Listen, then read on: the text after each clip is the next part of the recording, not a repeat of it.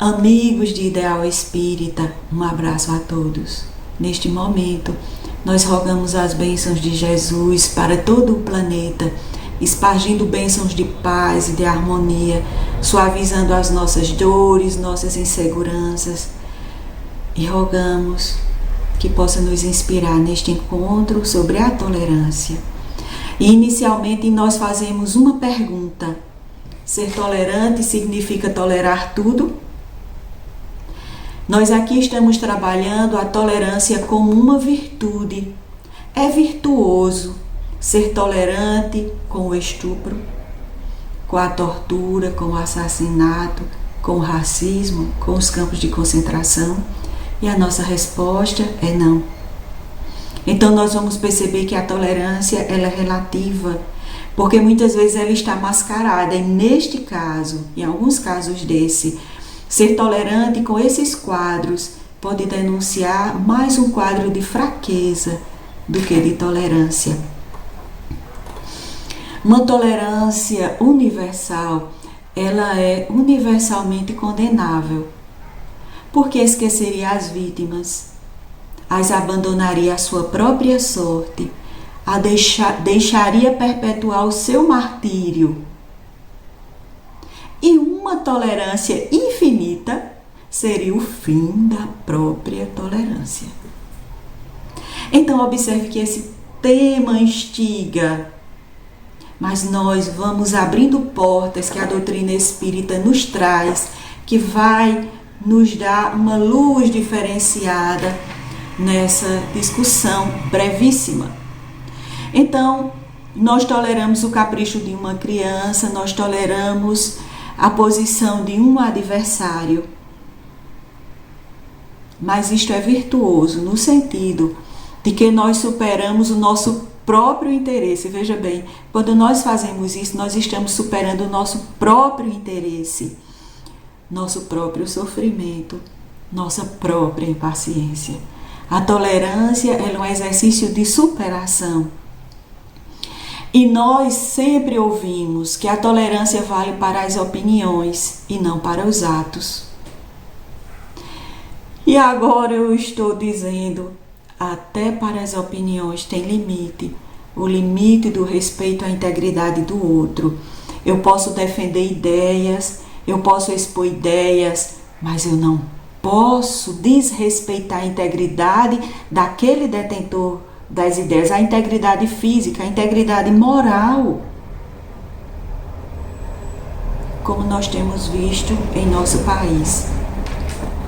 E aí essa própria frase, nas nossas experiências últimas, ela está precisando ser revista. Eu usei essa frase no livro Estratégias do Amar, mas agora ela precisa de uma vírgula, né? E a tolerância, ela só vai valer se ela representar um sacrifício de nossa parte em favor de outrem. Mas a tolerância ela não é passividade. A nossa conversa aqui, ela precisa deixar essa marca. A tolerância, ela não é passividade, mas ela é feita de humildade, ela é feita de coerência, ela é feita de bom senso e ela é feita de misericórdia. Um outro cuidado é o mascaramento da tolerância pelo meu orgulho. Então, eu digo, olha como eu sou maravilhosa, eu sou tolerante, eu tolero todas as pessoas, eu tolero a minha família. Na realidade, isso é um orgulho mascarado. Veja o que eu disse antes, o bom da gente deixar gravado é volta para entender aonde eu estou falando de tolerância. Queridos, para trabalharmos a tolerância, é necessário que reconheçamos que somos feitos de fraquezas e de erros. Nós mudamos de opinião. Nós muitas vezes somos incoerentes. Nossa condição humana nos coloca nessa situação de impermanência, de busca do acerto, mas que a gente desliza, escorrega e cai. E levanta e reconhece e se desculpa. Essa é a postura. E nós vamos encontrar Joana de Ângeles abrindo a janela que eu estava dizendo para vocês.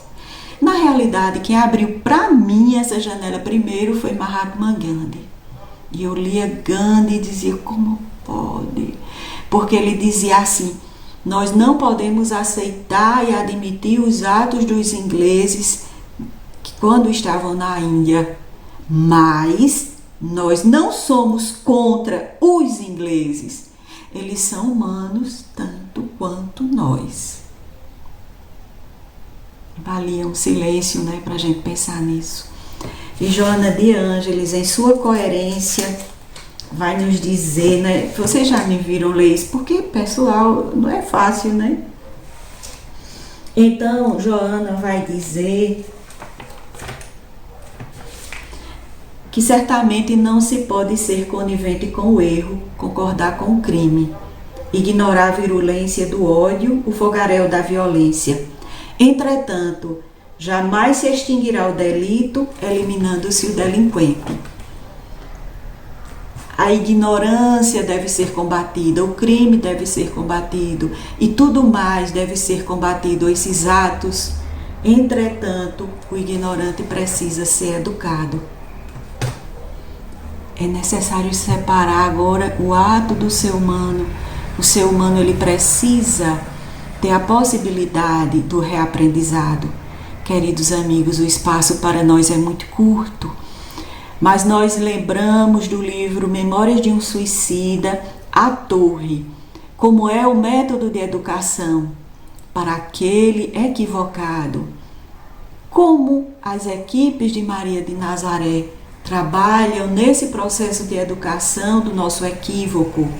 Nós vamos encontrar a lembrança de que o nosso nível de consciência é relativo. Todos nós, aqui encarnados na Terra, não estamos no mesmo nível de consciência. Imagine o nível de consciência de um Chico Xavier, que enquanto eu fazia esse estudo, me vinha a imagem carinhosa de Chico. Olhar para Chico, aonde ia a tolerância, mas eu preciso falar um pouco mais. O respeito às liberdades. Eu vou falar de tolerância ou de respeito à liberdade de crença? O respeito à liberdade de pensamento. Nós estamos num ambiente em que se respeita o direito do outro de ter liberdade de culto, de liberdade religiosa.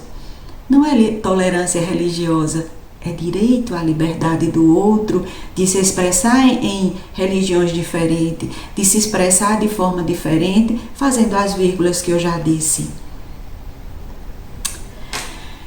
Precisamos separar o indivíduo do ato.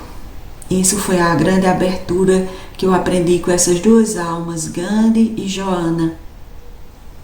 E o exemplo da torre, trazido por Ivone Pereira. Mas é melhor a tolerância do que a falta de respeito, a falta de paciência. A tolerância é como a polidez, é um começo.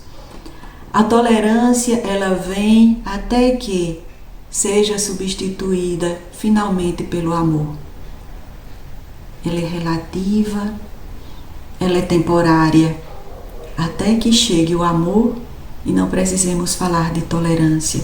Um abraço carinhoso no coração de cada um. Beijos.